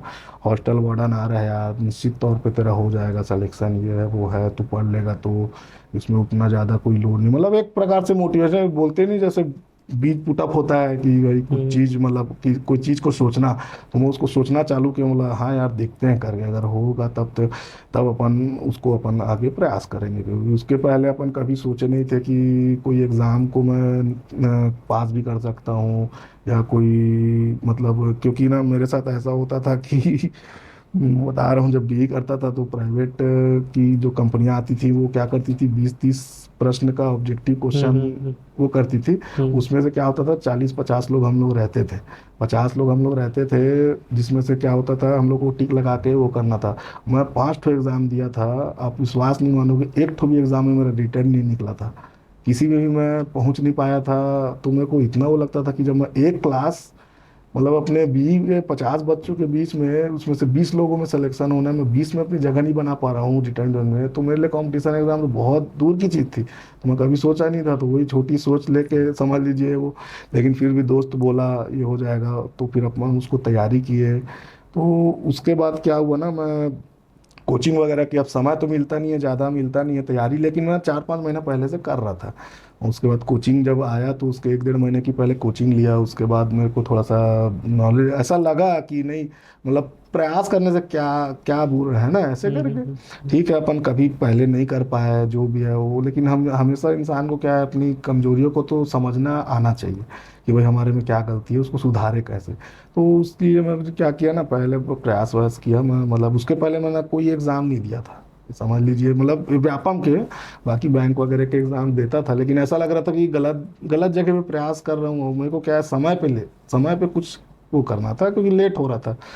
तो उस वजह से तैयारी वगैरह किया हुआ। उसके बाद भी मतलब पेपर ऐसा हुआ था ना कि उस समय मतलब जब मैं कोचिंग जाता था, मतलब मेरे को ऐसा था कि लगाना है, तो कोचिंग में क्या हो रहा था ना, मतलब रैंक मेरे अच्छे आने लग गए। 3-4 रोज मतलब 30 दिन की कोचिंग थी, है ना। तो उसमें क्या होता, टेस्ट होता है, टेस्ट भी कितना होगा, मुश्किल से 3 या 4 दिन में टॉपिक वाइज टेस्ट रहते थे। तो मैं क्या करता था, उसको मतलब सीरियसली पढ़ के, बस उतने जितने टॉपिक है उसको पढ़ के मैं जाता था। और अचानक से देखूं कि पहला या दूसरा ऐसे करके भी मेरा नाम आ गया ऐसे करके, तो मेरे को थोड़ा सा मतलब इम्प्रूवमेंट मिली कि नहीं यार, अब वो पहले का समय बी वाला गया, है ना। आज 4 साल के बाद जो है मैं मतलब यहाँ पे 40-45 लोगों में बैठ रहा हूँ, तो टॉप 5 में टॉप 10 में आ रहा हूँ। तो मेरे को थोड़ा और हिम्मत लगा कि देखते हैं करके, नहीं तो क्या है यार, लोगों को बहुत समय लग जाते हैं, सफलता आज नहीं तो कल मिलेगी करके। अब मैं क्या किया, मेरे को 2-3 बार आया, हर बार अच्छा आ रहा था ना, तो मेरा दोस्त बोला कि टेंशन मत ले, तू सही दिशा में तैयारी कर रहा है करके, मतलब देखते हैं भाई क्या होगा। उसके बाद 1 महीने के बाद अप्रैल में एग्ज़ाम हो गया, अप्रैल 2016 में। और व्यापम जैसे कि 3 अप्रैल को एग्ज़ाम हुआ था। और एग्ज़ाम देने के बाद क्या होता है, एक्चुअली सब अपना अपना नंबर काउंट करते हैं, ये वो कितना आ रहा है कितना आ रहा है ऐसे करके। मैं जब काउंट किया तो मेरा इतना आ रहा था कि मतलब लगभग जो एक माहौल न्यूज़ चलने लग जाता है ना, कि इसके आसपास में सेफ है, उसमें सेफ है, ऐसा ऐसा करके। तो कहीं ना कहीं मेरे को ऐसा हिंट लग रहा था कि मतलब कहीं ना कहीं अपन कट ऑफ तक पहुंच सकते हैं ऐसे करके, क्योंकि मैं उस समय प्रश्नों को अच्छा अटेम्प्ट किया था। एक्चुअली मैं 142 प्रश्न अटेम्प्ट किया था, जिसमें 30-32 गलत भी हुए थे। दबा के गलत भी होता है, माइनस भी होता है। तो क्या है, देखिए कम अगर क्वेश्चन अटेम्प्ट कर देंगे, क्योंकि ये तो वनडे पेपर है, 1-2 अगर कम किया, 1-2 ज़्यादा, तो 0.5 के नंबर से अपन बाहर हो जाएंगे, ऐसा वाला है। तो चलो थोड़ा सा क्वेश्चन आप मतलब आप तैयारी इतना करो कि आप क्वेश्चन को अच्छा अटेम्प्ट कर पाओ। तो वो चीज़ मैं तैयारी कर रहा था कि मैक्सिमम तो मुझे मतलब 125 तो करने ही पड़ेंगे यार। व्यापम का अगर पेपर निकालने हैं तो 125 के आसपास करने पड़ेंगे। 142 से 8 या 9 ऐसे करके कुछ नहीं, 131 क्वेश्चन में किया था, 18-19 क्वेश्चन बना नहीं था। उसके बाद मेरे को ऐसा लग रहा था कि ठीक है, फिर भी विश्वास होता नहीं है ना एक्चुअली, क्या होता है जो भी है। लेकिन 2 जून को रिजल्ट आया अचानक से, तो मेरा दोस्त बताया कि मतलब देख तो तेरा रिजल्ट आया है कि नहीं आया है ऐसे करके। और बोले यार, मैं बोला अभी तो तैयारी की है, नहीं आया होगा यार, छोड़ना ऐसे कर। अरे लेना ठीक है, फिर भी देख तो ऐसे करके। तो देखा तो उसमें मेरा मतलब 100 के आसपास था। तो चूंकि पोस्ट ज़्यादा थी, तो उसके बावजूद ये था कि व्यापम को इतने रैंक के अंदर आ गया, मतलब क्या है, मतलब नौकरी तो तय है करके। लेकिन फिर मैं बोला भाई तू चेक कर, तू चेक कर, शायद मैं कुछ गलत देख लिया हूँ, ये है वो है। बोलता है क्या बात है यार, तेरा तो हो गया। फिर वो फ्रेंड जो है मेरे पापा को फ़ोन करके बताया कि अंकल लग गया है नौकरी, ऐसा वैसा करके फ़ोन करके बताया। कहाँ हो आपको? अरे नहीं लगा होगा यार, वो बात ज़्यादा करता है ऐसे करके। अब नहीं पता था उनको, अब अचानक से बोले नहीं नहीं नहीं सही में लग गया है, ये वो है। तो मतलब अलग था मेरे लिए, तो बहुत ज़्यादा अच्छा खुशी का माहौल था, क्योंकि मैं मतलब ऐसा नहीं सोचा था कि कभी भी सरकारी सेवा में आने का मौका मिल पाएगा। क्योंकि मेरी ना तैयारी होती थी, और बिलो एवरेज स्टूडेंट होने के नाते थोड़ा सा क्या होता है, मतलब एक वो भी रहता है ना कि भाई इतने बड़े बड़े मतलब एक उस समय था मीम्स, तब वो तो फैलता था कि मतलब उसमें NITs IITs या जो भी हो, बड़े बड़े इंस्टीट्यूट के लोग हैं यार, वो लोग प्रयास कर रहे हैं, ये है वो है, और अपन तो काफ़ी पिछड़े हुए उससे, मतलब ऐसा हमको खुद ही लगता था। लेकिन फिर जब ये सब हुआ तो ऐसा लगा नहीं, मतलब ऐसा कुछ होता नहीं है, सब हमारी सोच है ना। अगर हम चाहेंगे तो कुछ भी सकारात्मक हो सकता है, बस अपने को पॉजिटिव होना है। तो वो चीज़ मेरे को लगी। और अभी फ़िलहाल उसके बाद 2 साल के बाद, 2 साल तक तो मैं तैयारी वगैरह फिर उसमें ध्यान दिया नहीं, कि चलो जो भी है, फिर शादी हो गई, फिर ये वो मतलब ये अपना फैमिली की भी जिम्मेदारियां आ गई। लेकिन उसके बावजूद कुछ कंडीशंस ऐसे हो गए कि मेरे को ऐसा महसूस हुआ कि हम लोग मेरे को बड़ा करना चाहिए करके, या जो भी है ना। इसमें कुछ नहीं, अगर यहाँ तक आ सकते हैं, अगर सही प्रयास करेंगे सही दिशा में, तो आगे भी कुछ हो जाएगा। तो अब वो सब चीज़ को रहते हुए भी अभी जैसे तैयारी कर रहा हूँ, तो देखते हैं आगे क्या होता है। लेकिन तैयारी तो मेरी भी जारी है, और इसीलिए जो भी चाह रहे होंगे इस फील्ड में आना, तो वो बिल्कुल कर सकते हैं। नौकरी में आने के बाद अपना तैयारी कर सकते हैं, कोई वो नहीं है। मुझे यही जी। बात सबसे अच्छी लगी आपकी कि ना आप कभी छोड़े नहीं। नहीं छोड़ा, हाँ मतलब आप उस समय जब कॉलेज से निकले, जब आपको ये लगता था, क्योंकि मैं इस फेज से गुजर चुका हूँ, मैं हम लोगों के टाइम पे भी कॉलेज आते थे, प्लेसमेंट्स आते थे, वो टेक महिंद्रा आता था, TCS आता था, निको जायसवाल हाँ आता हाँ, था। ये सब आते थे। तो सही में नहीं बनते थे उस समय, और ऐसा लगता था ना कि हम कर ही क्या पाएंगे करके। उस समय से फिर अपने आप को ग्रो कराना, लेके आना यहाँ पर, फिर ये सोचना कि कैसे और अच्छा कर सके। और उसके बाद मुझे आपके लिए सबसे ज़्यादा इसीलिए लग रहा है ना कि आप मुश्किल घड़ियों में भी ये नहीं देखे कि मैं रुक जाता हूँ। कई लोग आपके उम्र में अब सेटल्ड फील करते हैं कि हाँ अब हो गया, इससे ज़्यादा नहीं होता। आपके आसपास भी ऐसे लोग आपको मिलते होंगे कि हो गया ना विवेक, कितना पढ़ेगा यार, है ना, बस अब हो गया, चल अब घर पे ध्यान दे, ऐसे टाइप के, जो आपको कहीं ना कहीं ऐसा सोचने पे करते हो, पर आप अपने अंदर सोचते हो कि नहीं मुझे मेहनत करनी है, और उसके साथ साथ आपने अभी देखिए 2022 का जिसमें जी लोगों का, कई लोगों का नहीं हुआ, उसके बीच में आपने निकाला और अभी आपका मेंस है। जी जी आप कई लोगों के लिए इंस्पिरेशन है, क्योंकि आपने बहुत कुछ देखा है। हम लोग तो मतलब बिहाइंड द सीन तो और भी कई बातें की हैं, तो रियली इंस्पायरिंग कि ना आप छोड़े नहीं, इसीलिए यहाँ पे लोग ना आपको देख के मोटिवेट होते रहेंगे। कई लोगों के डाउट्स भी आए हुए हैं, क्योंकि हम लोगों ने पहले से ही अनाउंस कर दिया था जी कि विवेक जी आने वाले हैं, और आपके कुछ भी प्रश्न होंगे तो पूछिएगा, तो एक एक करके वो क्वेश्चंस लेते हैं। तो सर नेक्स्ट क्वेश्चन है कि इस एग्ज़ाम के लिए क्वालिफिकेशन क्या होनी चाहिए, कौन लोग अप्लाई कर सकते हैं? इस एग्ज़ाम के लिए क्वालिफिकेशन जो व्यापम रखा है और इस बार जो पीएससी रखा है, दोनों का सेम ही है। इसके लिए स्नातक या ग्रेजुएशन की अनिवार्यता नहीं रखी गई है ना। Okay. इसमें अपन 12th के बाद जो भी बच्चे मतलब तैयारी कर रहे हैं, ये वो बिल्कुल बिंदास भर सकते हैं। जो फर्स्ट ईयर में है, सेकेंड ईयर में है, आराम से भर सकते हैं। उन लोगों के लिए भी एक अच्छा मौका है। और 12th अगर आपका हाँ, कंप्लीट हो गया है, रिजल्ट आ गया है, जी 12 रिजल्ट तो आ दिला गया, आप सकते हैं। बिल्कुल बिंदास उसमें भर सकते हैं। Okay. और क्या ड्यूरेशन है, मतलब कितने देर में कितने क्वेश्चंस बनाने हैं? 150 प्रश्नों का मतलब इसका वो पेपर रहेगा, प्रश्न हम्म। पत्र रहेगा 150 प्रश्नों का। और छत्तीसगढ़ जो लोक सेवा आयोग ले रहा है वो 2 घंटा, मतलब 120 मिनट। और व्यापम जो लिया था 180 मिनट का ड्यूरेशन दिया था, 3 घंटा। तो इससे सीधा ये मतलब पता चल रहा है कि 120 मिनट के अंदर 50 प्रश्न आपको सॉल्व करने हैं।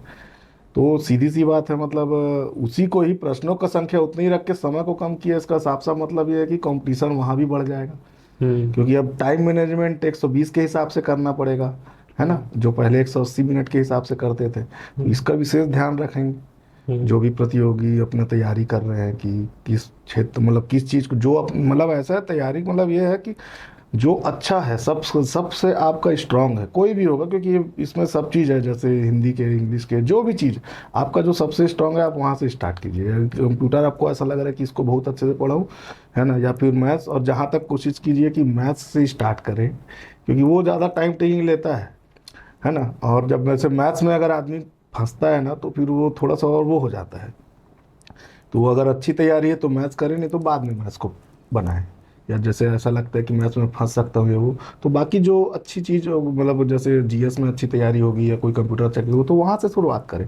मतलब शुरुआत करने का मतलब ये है कि जिसमें आप अपना सबसे ज़्यादा इनपुट लगाए हैं ना, प्रश्नों को उसी सेक्शन से उठाएं। ओके जी, इस तरीके से जी कुछ क्वेश्चंस ले लेते हैं जो स्टूडेंट्स ने पूछा है। पहला है कि हॉस्टल वार्डन की तैयारी के लिए जॉब करते करते तैयारी कैसे करें? मतलब जैसे अगर आप ऑलरेडी जॉब में हैं, तो उसके साथ साथ कैसे तैयारी कर सकते हैं? तो वही जैसे अपना जॉब का भी कोई भी समय होगा, ड्यूरेशन होगा। तो जैसे जॉब में आपको इतने बजे जाना है, तो आप उस समय यार जैसे पढ़ पा रहे हैं तो भी नहीं है, तो जैसे मतलब कुछ रिटर्न में आपको नोट्स बनाने हैं, वो काम आप सुबेरे कीजिए, है ना। जैसे 10 बजे आपको जॉब में जाना है या 11 बजे पहुंचना है, तो उस हिसाब से अपना 2 या 3 घंटा कि भाई जो भी लिखने वाला काम होगा, है ना, वो मैं वैसे कर लूँगा। और जॉब में गए तो कुछ देर का समय मिलता है, तो उसको जो अपना यूट्यूब हो गया, वीडियो हो गया, जैसे कि भाई मतलब इतने महीने का मेरे को आज मेरे को मई महीने का या इस वीक का करंट अफेयर करना है, तो चल रहा है जॉब के बीच में जैसे अपन तो वीडियो वाले जो काम है आप अपना सुनते रह गए, काम लगे, तो उससे भी आपकी एक तैयारी हो जाएगी। प्लस आप घर आ गए, है ना, घर आने के बाद 2 से 3 घंटे का जो भी आपको समय मिल रहा है घूमने का, उसको हटा के, है ना, बिल्कुल उसमें अपना बाकी चीज़ को कर सकते हैं, प्रश्नों को बनाने का। लेकिन बिल्कुल ज़्यादा उसको मतलब ऐसा अपना टाइमिंग को ऐसा वो करें कि जिसमें अपने को प्रश्न ज़्यादा से ज़्यादा सॉल्व करने का समय मिल पाए, है ना।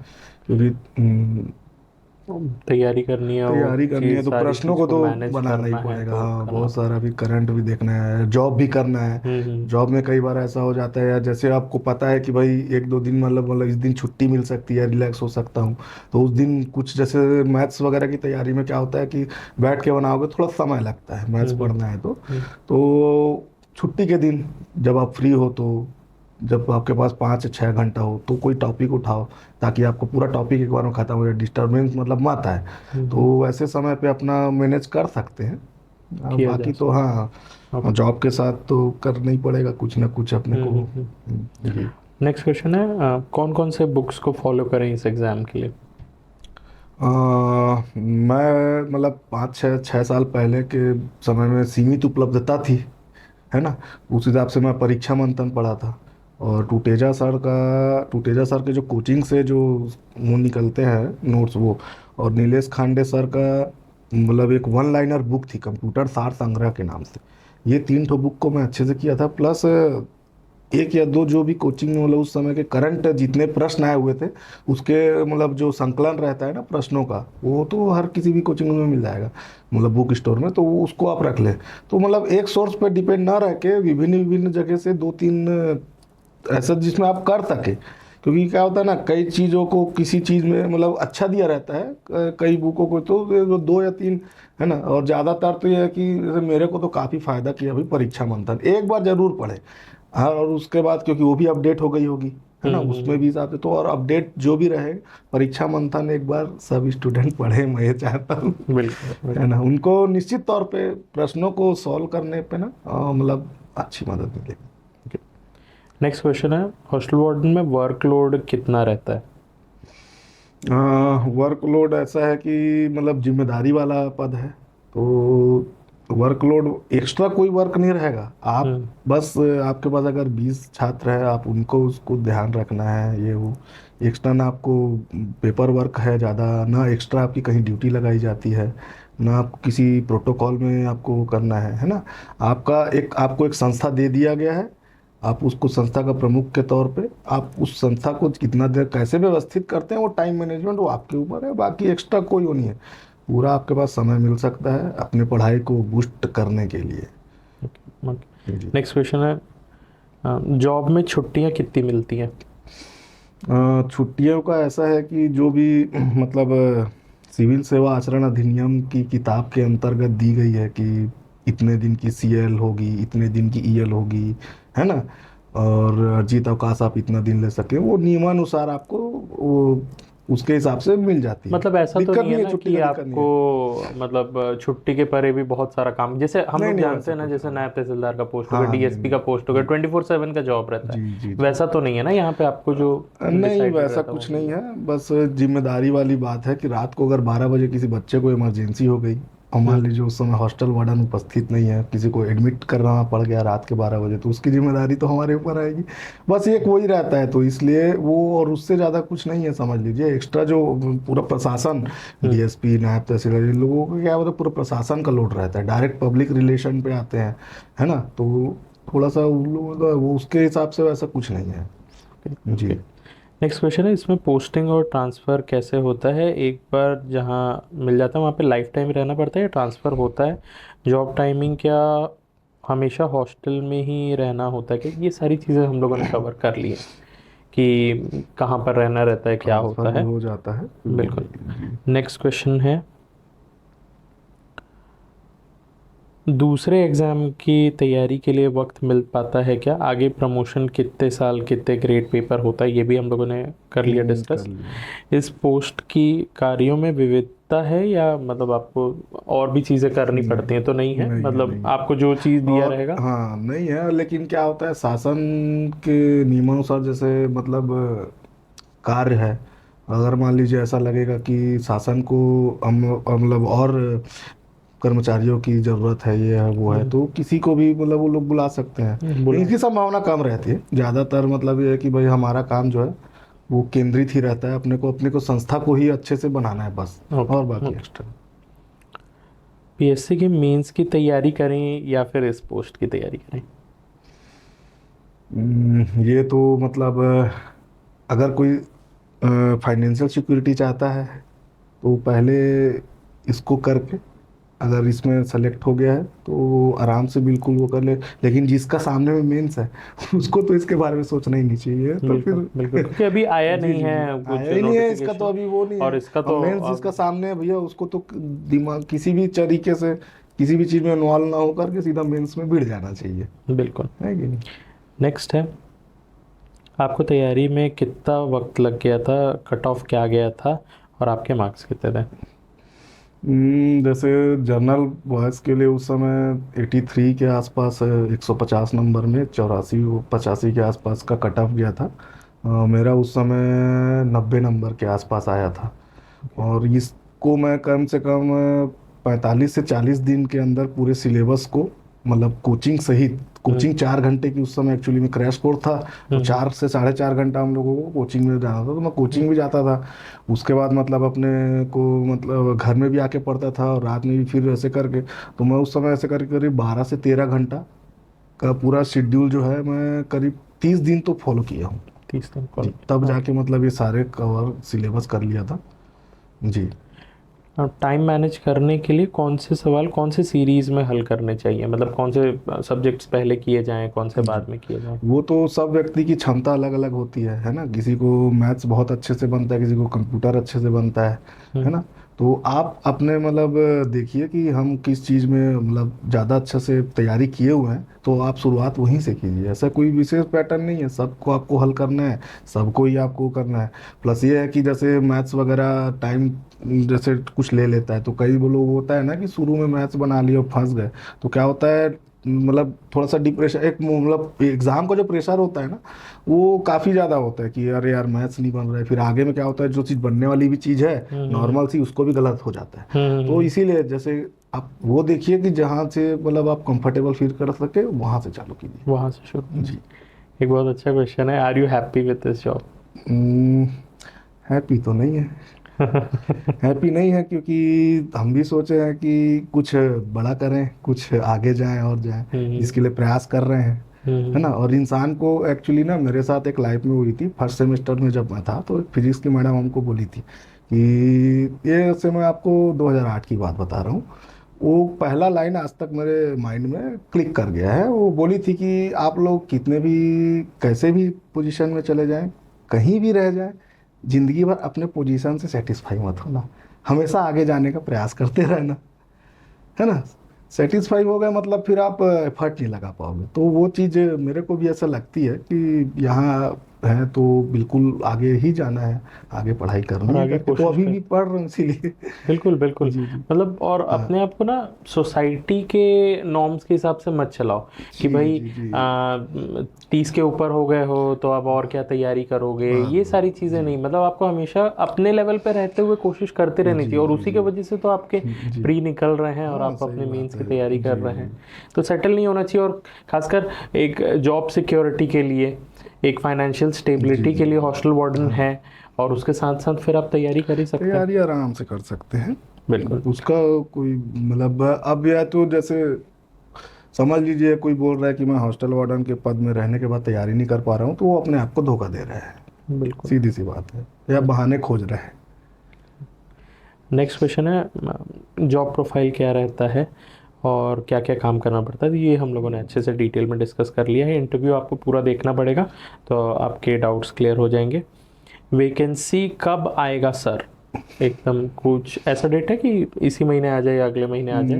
तो अब जैसे कि विभाग से ऐसा पता चल रहा है कि हम जितने लोगों का 2016 में भर्ती हुआ था, उन लोगों की पदोन्नति की प्रक्रिया, मतलब पदोन्नति की प्रक्रिया जो है बहुत ज़ोरों से चल रही है। तो उससे क्या होगा कि उनको रिक्त सीटों की पता चल जाएगी भाई कि कितने पद खाली हो रहे हैं। और जैसे कि ऐसा सूचना मिली है कि कुछ नए पद या नए हॉस्टल भी नए सत्र से खुलेंगे, तो हो सकता है कि सीटों की संख्या में कुछ और बढ़ोतरी हो सके, इसलिए कुछ दिन के लिए टाला गया है। वो तो ऊपर है, विभाग के ऊपर है कि इस चीज़ों को कितने जल्दी सॉर्ट आउट करके आयोग को ये लेटर लिखता है कि अब आप जारी कर दीजिए नोटिफिकेशन। जी। ओके, लास्ट क्वेश्चन है, हॉस्टल वार्डन के लिए कब तक का करंट अफेयर्स प्रिपेयर करना चाहिए? मतलब अगर अगले महीने है जी, तो कब तक का कर लेना चाहिए? करंट अफेयर उस समय तो मैं मतलब मेरे को भी कम समय मिला था, तो विगत के 6 महीने के पहले का मैं किया था। तो उसमें से क्या होता, कुछ मतलब सारे करंट अफेयर नहीं बने थे, तो उसमें लेकिन ज़्यादातर ये था कि जो 2 से 3 महीने पहले की जो घटनाएं हुई है, तो उससे तो पूछना ही पूछना है। ऐसे पूछे थे तो वो बने भी थे। लेकिन अब आजकल जैसे विगत 2 साल से देख रहे हैं कि हर परीक्षा का पैटर्न बदल रहा है, अपन कुछ कह नहीं सकते कि कितना, क्योंकि प्रश्न हो सकता है कि वो 2021 की घटना से ले ले, कोई चीज़ को जो इम्पोर्टेंट लगती हो, 2022 की भी घटना से ले ले। और आजकल ज़्यादातर पीएससी वगैरह में भी देख रहे हैं, अपन भी देख रहे हैं कि अपन अब ये नहीं बोल सकते कि 6 महीना या 8 महीना या 3 महीना, अपने को 1.5 से 2 साल का अपने को तो मतलब तैयारी करके रखनी ही पड़ेगी। और 1 साल का, होता- कम से कम 1 साल। और होता भी है ना कि जी, चीजें जी, जैसे जी। रिपीट होती रहती जी, है। बस, बस, यूक्रेन रशिया वॉर बस, चल बस, ही रहा बस, है हाँ। कब से, तो वो स्टार्ट भी पूछ सकता है कि कब जी, स्टार्ट पूछ हुआ सकता था है, या क्या हाँ, रीजन जी, था। जी। उसके वही वजह है कि 1 से 1.5 साल के आसपास भैया तैयारी रखिए। वो तो महीने का करंट अफेयर है, और आजकल मतलब जब से ऑनलाइन और ये सब मतलब तकरीबन ये, तो करंट अफेयर का तो मैं तो बोलता हूँ किसी को टेंशन लेने की जरूरत नहीं है। जरूरत ही नहीं है ना, कि इतना चीज़ अच्छी अच्छी लोग मेहनत कर रहे हैं, आप बिल्कुल उसको फॉलो कर लीजिए यार। किसी भी एक अच्छे चैनल को, हर चैनल मदद कर रहे हैं, अपना 1-1 महीने का खुद से नोट्स बना लीजिए, या वीक वाले जो कर रहे हैं उसको कर लीजिए। करंट अफेयर जानने में एकदम समय नहीं लगेगा। वो अब वो समय गया कि आदमी को सिर्फ पेपर उठाओ, पेपर का कटिंग काटो और बैठो। आज आप टेलीग्राम में एक से एक है, वो सिर्फ काम की चीज़ देते हैं एक्चुअली में। टेलीग्राम मैं भी उसको, मेरे को भी फायदे मिल रहे भाई। टेलीग्राम के कई चैनल है जो आपको बता देंगे कि ये, और रियल में उसी से प्रश्न फंसते हैं।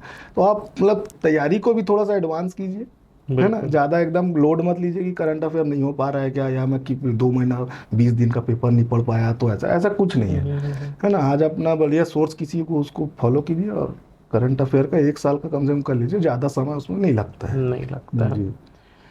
ऑलमोस्ट हम लोगों ने सारी चीज़ें कंप्लीट कर ली हैं। एंड एक फाइनल मैसेज चाहिए आपकी तरफ से स्टूडेंट्स के लिए, जो आपको लगता है इस पूरे जर्नी में आपको हेल्प किया है कि हमारे स्टूडेंट्स भी मोटिवेटेड रह सकें। हम्म, अब कहने के लिए तो है ही, यही है कि भाई जैसे अगर आप लोगों को कुछ भी करना है, कुछ अचीव करना है, तो उसके लिए मतलब कभी सोचिए मत, या अपने अंदर सबसे पहले कि मैं नहीं कर पाऊंगा, या मेरे से नहीं होगा, या फिर अब तो मेरा समय नहीं रहा। तो ये सब चीज़ कोई भी छात्र न लाए, खासकर आप लोग जो सिविल सेवा में आना चाहते हैं। आप लोगों का मोटो और आप लोगों का सोच अलग है, तभी तैयारी कर रहे हैं मेरे हिसाब से, है ना। तो बिल्कुल सकारात्मक रहिए, है ना। और जैसे कि 1.5-2 साल अभी बहुत लोग परेशान थे, बहुत सारे अपने युवा भाई लोग, है ना, कि वैकेंसी नहीं आ रही है, ये नहीं आ रही है। एक बहुत अच्छा समय आया है, दौर आया है, कुछ जो लोग तैयारियां कर रहे हैं, निश्चित तौर पे सब के सब जो वो करेंगे, आगे आएंगे, और उन लोगों का सिलेक्शन होगा, और हमारा राज्य जो है और अच्छे अच्छे लोगों को सेलेक्ट करके अपना प्रगति की ओर बढ़ेगा। जी, थैंक यू सो मच, आपने अपना इतना इम्पोर्टेंट टाइम हम लोगों को दिया, एंड इतना टाइम निकाला कि आप अपने नॉलेज को लोगों तक बांट सकें। बहुत अच्छा लगा आपने समय दिया। हमारी तरफ से आपके लिए एक छोटा सा गिफ्ट है, प्लीज़ एक्सेप्ट करिएगा, बस कि आप हमें याद रखें। अरे आप लोग तो ऐसे भी याद रखोगे भाई। नहीं, मुझे बहुत एक्चुअल में ये इंटरव्यू बहुत अच्छा लगा, और जो हम लोग मैन टू मैन कन्वर्सेशन किए बिहाइंड द सीन्स वाला भी, उसमें भी बहुत कुछ आपके बारे में जानने को मिला। थैंक यू सो मच, आपने टाइम दिया। एंड हमारे एक आप लोगों का भी बहुत बहुत धन्यवाद, क्योंकि मेरे सामने अभी 20 दिन के बाद मुख्य परीक्षा है। तो बच्चा बड़ा हो रहा है मेरा, मेरे घर का वैसे नहीं, मेरे को आप लोगों से मिलना था, मेरे को भी काफ़ी मोटिवेशन मिला एक्चुअली। मैं इसलिए बिल्कुल आया भाई कि मैं भी आप लोगों से मोटिवेट हो गया हूँ, है ना। हो सकता है कि और ज़्यादा तैयारी अच्छे से कर सकूँ, इसलिए आप लोगों का बहुत बहुत धन्यवाद। और हम तो चाहते हैं बहुत कि धन्यवाद। आप फिर से आए यहाँ, मतलब पीएससी का सिलेक्शन लेके फिर अपने एक्सपीरियंस को शेयर करने आए कि किस प्रयास तो ये तरीके से। रहेगा, आगे ऊपर वाले की मर्जी। बिल्कुल। गीता में लिखा है ना, कर्म करो, फल की चिंता मत करो। बिल्कुल। है ना। एंड हमारे एक प्रथा है कि आप एक नेक्स्ट टॉपर ऑफिसर को टैग करते हैं जो यहाँ पर आके अपना एक्सपीरियंस शेयर कर सके, तो आप किन को टैग करेंगे? मेरा मित्र है, मेरा एकदम, जिसके साथ पढ़े हैं एक साथ, उसी ने बताया कि भाई तू भी कुछ कर सकता है ना। तो मैं तो उसी को टैग करूंगा। प्रांजल मिश्रा नाम है उसका, है ना। तो वर्तमान में अभी कोटा तहसीलदार के पद में कार्यरत है, 2015 के पीएससी का टॉपर है वो। ओके। तो सर, आपको इनवाइट करते हैं मेंटर्स ज्ञान की टीम कि आप यहाँ पर आके अपना एक्सपीरियंस शेयर करें। बाकी थैंक यू सर कि आप यहाँ पर आए। अगर आप लोगों को ये वीडियो पसंद आता है तो अपने दोस्तों के साथ शेयर करिएगा, वीडियो को लाइक करिएगा, और कोई भी डाउट हो तो कमेंट करिएगा। मिलते हैं अगले एपिसोड में, तब तक के लिए bye bye, thank you, have a nice day.